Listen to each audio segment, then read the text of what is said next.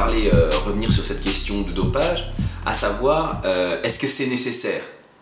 Parce qu'effectivement, absolument tout dans la société nous pousse à comprendre insidieusement que le dopage est nécessaire pour réussir dans le sport, en termes de performance. On l'a vu notamment, c'est pas la peine de trop le rappeler, mais dans le cyclisme, mais dans tous les autres sports également.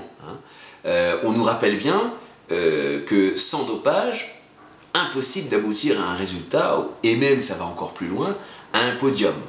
On en est arrivé à l'aberration de dire qu'aucun podium n'est accessible sans dopage, c'est-à-dire sans avoir recours à des substances interdites, des substances qui sont normalement données notamment pour les gens qui sont malades à la base.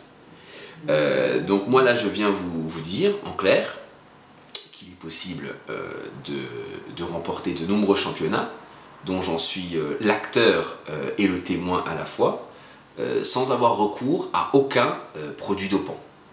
Moi personnellement, si quelqu'un a le moindre doute, je l'invite sincèrement à venir me faire contrôler, à payer un médecin pour ça, comme va le faire sans doute aussi Denis Kekos, il va contrôler maintenant tous les professionnels à la maison. Il va envoyer un médecin des États-Unis, il va envoyer un médecin, quel que soit le pays dans lequel on se trouve, si on a le statut pro, donc ce qui est mon cas au sein de la PNBA, pour se faire contrôler de façon inopinée à la maison. Donc pour tous ceux qui ont des doutes, n'hésitez surtout pas, si vous voulez assurer vos dires et que ce que vous dites est une contenance, c'est-à-dire une réalité, à le faire. Je serai très content de faire un contrôle antidopage, quel que soit le moment de l'année. Sauf si l'Esprit Saint est un produit dopant qui est sur la liste du CIO, ça m'étonnerait que je sois positif, sauf si c'est un produit dopant. Il n'est pas encore déclaré ni dopant ni folie, mais en dehors de ça, j'ai pas trop grand chose à craindre. Donc voilà, ça c'était sur ma part à travers le dopage, à travers le monde du sport et du bodybuilding. Maintenant donc j'en suis le témoin qu'il n'est pas nécessaire donc de prendre un produit, quel qu'il soit, pour faire un champion et pour faire un podium. Ça c'est la première remarque. Ensuite, aucun champion, même qui prend tous les produits du monde, ne l'est par hasard. Le produit n'est pas un gage de réussite. Le produit est une aide qui va amener le champion dans un autre univers, dans une autre sphère, qui n'est plus celle du naturel, mais ça ne fait pas le champion. Le produit ne constitue pas la place et ne constitue pas le champion. Je vous rappelle, le premier critère, c'est la ligne. Le deuxième, c'est la qualité. Et le troisième, c'est le volume. Après, tout dépend des fédérations et des niveaux que l'on demande en fonction de la catégorie dans laquelle on s'insère. Mais donc, le dopage n'est pas la priorité. Après, il est vrai que certains produits, soi-disant, sont différents, les lois sont différentes sur ce sujet, ce qui ne rend pas les athlètes qui désirent le faire naturellement moins crédibles, parce que n'importe quel athlète qui est naturel vous dira la même chose que moi et vous invitera à faire intervenir un médecin pour le contrôler à tout moment de l'année. Et avec le médecin qui vient à la maison, il n'y a pas de discussion possible ni d'arrangement possible, puisque c'est son travail et il serait très heureux de facturer une somme considérable pour usage de produits illicites et dopants. Ça ferait marcher son business.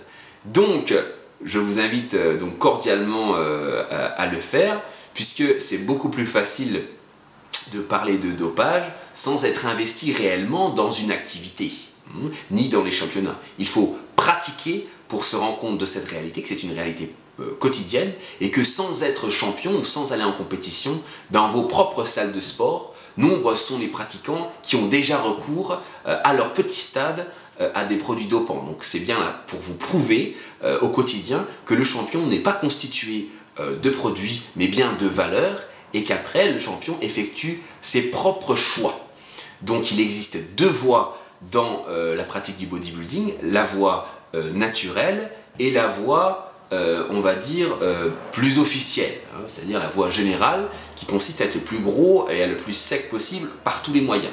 La voie naturelle engage sur une voie de pauvreté, parce que c'est la réalité, mais engage aussi à respecter son corps et à nourrir des valeurs qui n'ont ni fin ni limite. Donc ça, c'est très important de préciser ceci au sujet du dopage et de la réalité du naturel. Comme dans les arts martiaux, vous avez plusieurs écoles, vous avez 700 écoles différentes rien qu'en karaté. Comme dans le bodybuilding, vous avez beaucoup d'écoles, pratiquement autant d'écoles qu'il y a de champions. Et mon école est bien le naturel, puisque j'ai été contrôlé tout au long de ma vie et que j'ai horreur des piqûres. J'ai promis à ma maman donc de ne jamais me doper parce que elle m'a mis en garde avant de commencer l'activité, comme quoi elle ne me donnerait aucune aide financière dans mon activité si elle découvrait donc que je prenais des produits. Et elle a demandé une procuration sur tous mes comptes, procuration que je lui ai donnée devant témoin. Donc elle surveille tous les mouvements de mes comptes. Elle est infirmière, donc elle connaît bien le souci et le problème du dopage du point de vue médical. Mon médecin, pareil, j'ai déjà eu recours à des tests, notamment des prises de sang pour vérifier mon état naturel à tout moment de ma vie. Donc je n'ai aucun problème avec les personnes qui prennent des produits dopants, seulement ces personnes sont sur une autre voie que celle sur laquelle je me suis engagé. Donc cette voie que j'ai prise vous permet à vous-même dans votre pratique d'avoir le choix. Et être un homme, c'est ça, c'est avoir le choix. Merci bien.